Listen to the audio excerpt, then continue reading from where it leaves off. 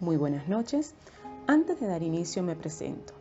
Mi nombre es Daiveni Carolina Suárez Hernández, venezolana, ingeniero de petróleo con maestrías en Geología Petrolera, Ingeniería de Petróleo y Gerencia de Proyectos, así como también soy doctora en Ciencias Mención Gerencia. Cuento con experiencia en el rubro petrolero como petrofísica, en la que me desempeñé por 11 años, así como también cuento con 5 años de experiencia tanto en el área comercial y de planificación y gestión de proyectos dentro de la industria de oil and gas. Actualmente ocupo el cargo de gerente de nuevos negocios dentro de una empresa de servicios y preparo a los nuevos planners dentro de la empresa. Ahora bien, les doy la bienvenida al foro chat titulado Planificación y Gestión de Proyectos desde la óptica de empresas de servicio.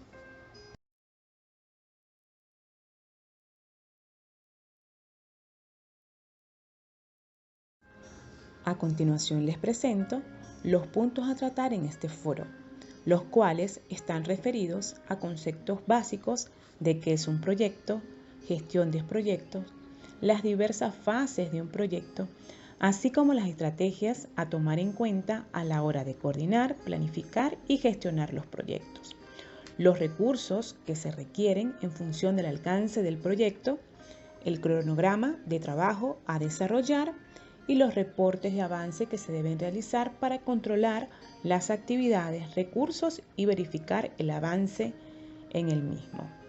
Así como también veremos lo que es el presupuesto versus las certificaciones, con el cual garantizamos tener el presupuesto suficiente para llevar a cabo el trabajo.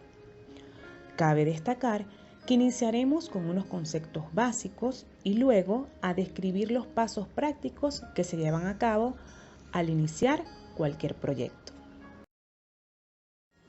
Ahora bien, veremos qué es un proyecto. Y aquí se enfatizan dos atributos, dos características básicas.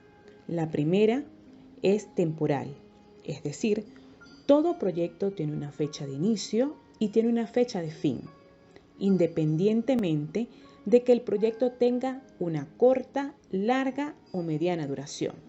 Por lo tanto, todos los proyectos se enmarcan en un ámbito temporal, con una fecha de inicio, donde se le da la apertura al proyecto y una fecha de culminación con el cierre del mismo. Y la segunda característica, que es todo proyecto tiene un resultado único. Un proyecto único, llámese una casa, la construcción de un gasoducto, un oleoducto, la implementación de un sistema de software, entre otros. Por lo tanto, todo proyecto estará enmarcado en un emprendimiento temporal, dando un resultado u objetivo que denominamos único, es decir, el proyecto debe ser desarrollado en el marco temporal de una manera gradual y cuando se cumple el alcance y se logran los objetivos, el proyecto se da por terminado. En función de lo anteriormente indicado, nos hacemos la pregunta, ¿quién es el actor principal en un proyecto? Y es que al encargado se le llama director de proyecto, así como también gerente de proyecto y en otros casos representante técnico. Él es el único responsable por el resultado final del proyecto. Y es que esta persona es la responsable de integrar cada una de las partes del proyecto para llevarlo al éxito o al cumplimiento por el cual fue desarrollado. Por lo tanto, el gerente de proyectos debe tener 3 atributos principales, que son: el primero, conocer estrategias, conocer el entorno en el que se va a desarrollar, conocer la organización y los métodos donde el proyecto se va a ejecutar. Como segundo atributo, tener habilidades blandas como liderazgo para poder manejar al equipo de trabajo, tener poder de negociación, habilidades de comunicación y convencimiento, las cuales son muy importantes a la hora de hablar y negociar con los clientes. Asimismo, debe poseer buena oratoria que lo ayudará en las presentaciones de avance y en las diversas reuniones donde se plantean las gestiones de cambio dentro del proyecto, ya que el gerente del proyecto debe poder integrar cada una de las disciplinas para lograr el objetivo en tiempo y forma. Y como tercer atributo, el gerente del proyecto debe conocer cómo llevar y gestionar los proyectos. En otras palabras, el gerente del proyecto es el responsable por el resultado final del proyecto y debe integrar al equipo de trabajo. Debe poner todas las piezas del proyecto juntas en un todo cohesivo, es decir, bien integrado, mientras gerencia prioridades entre los diversos objetivos del proyecto. El gerente del proyecto, y de gran importancia, debe integrar al equipo de recursos humanos, al personal de documentación y habilitaciones, al personal del taller operativo dentro de la base que tenga la empresa, todo el personal de mantenimiento de flota que nos va a entregar los equipos operativos y en buenas condiciones, así como también a la gerencia de servicios generales. De igual forma, debe integrar al personal de calidad y al personal de seguridad, los de seguridad y ambiente, que son los encargados de poder cumplir con todo el protocolo de necesidad dentro del proyecto para poder trabajar dentro de la empresa, es decir, dentro de las instalaciones del cliente. Si no se cumplen los requisitos de seguridad de ambiente, no se puede trabajar. Y en especial en estos momentos donde el protocolo COVID-19 es de gran importancia y relevancia. Así como también el gerente del proyecto debe integrar al resto del equipo con el objetivo de poder cumplir con las tareas en tiempo y forma. Es por ello que para cada proyecto se debe manejar un organigrama del equipo de trabajo. En este organigrama se podrán colocar la responsabilidad, el rol de cada persona con los datos de contacto de teléfono y correo electrónico, porque deben estar disponibles para la ejecución y necesidad dentro del proyecto. Ahora bien, veremos qué es la planificación y la gestión de proyectos. Y es que ésta se divide en 3 puntos importantes que son planificación, programación y control y seguimiento. En la planificación es donde se define el alcance que se desea desarrollar, se fijan los objetivos y se asignan los recursos. En la programación se especifican las actividades y se listan las tareas a desarrollar, donde se estima la duración de cada una de ellas y se asignan los recursos que cada una de ellas requiere, en función de la relación de precedencia, es decir, cuál tarea corresponde a la número 1, cuál tarea corresponde a la número 2 y número 3, o si en su defecto, si son actividades que deben ir de manera paralela.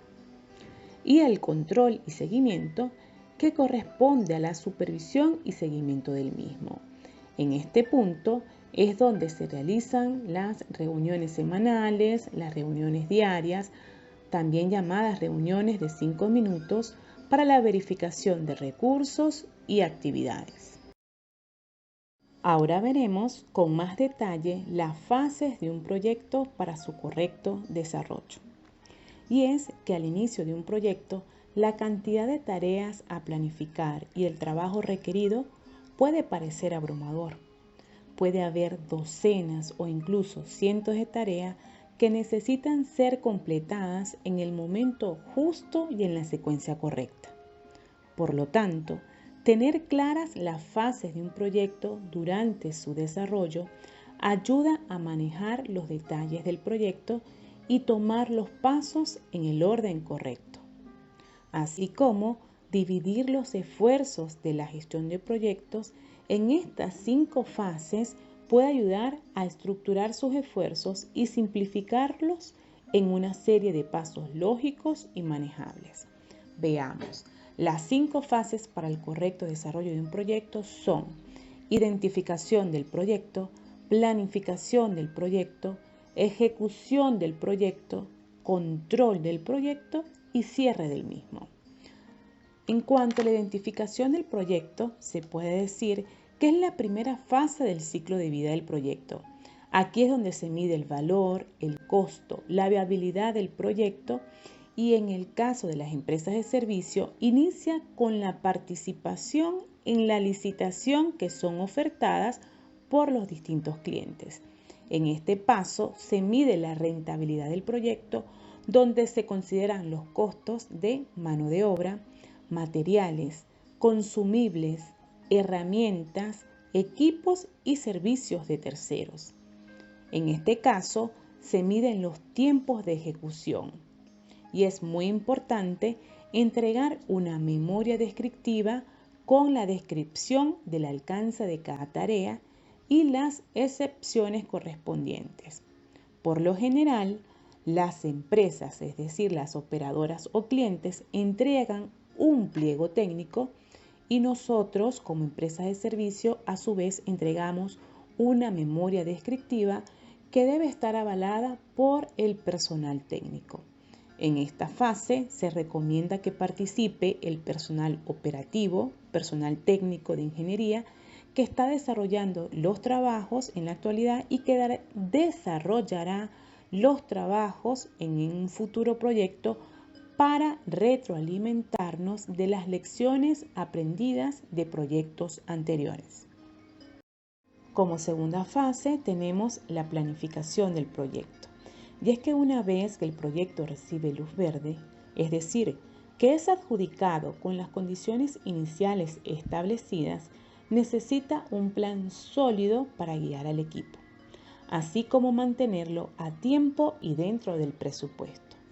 Un plan de proyecto bien definido proporciona orientación para obtener recursos y adquirir los materiales necesarios. Es decir, el plan del proyecto proporciona al equipo la dirección para desarrollar sus actividades con calidad, buen manejo del riesgo, crear aceptación y comunicar los beneficios a las partes interesadas y administrar a los proveedores. El plan del proyecto también prepara a los equipos para los obstáculos que podrían encontrarse durante el transcurso del proyecto y ayuda a entender el costo, el alcance y el plazo del proyecto.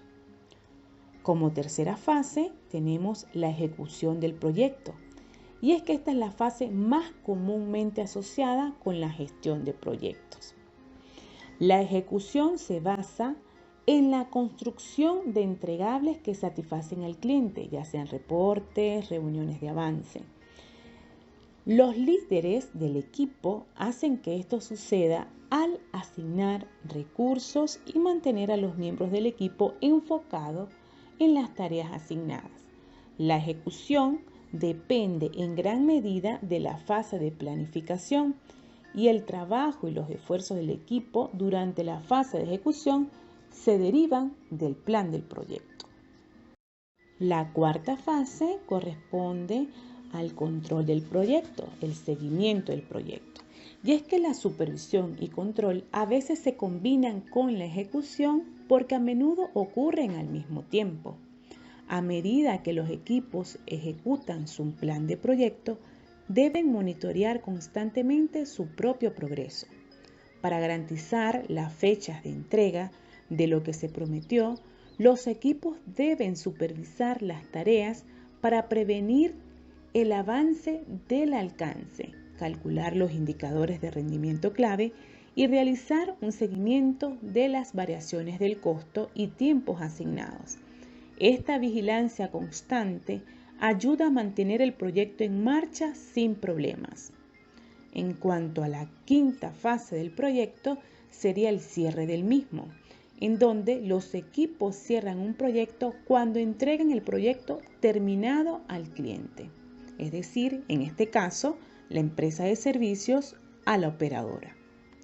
Hay que comunicar la finalización a los interesados y liberar los recursos para otros proyectos. Este paso es vital en el ciclo de vida del proyecto, ya que permite al equipo evaluar y documentar el proyecto y avanzar en el siguiente, utilizando los errores y éxitos del proyecto anterior para construir procesos más fuertes y equipos más exitosos. Es decir, debemos ir aprendiendo de las lecciones previas como lecciones aprendidas para los proyectos futuros.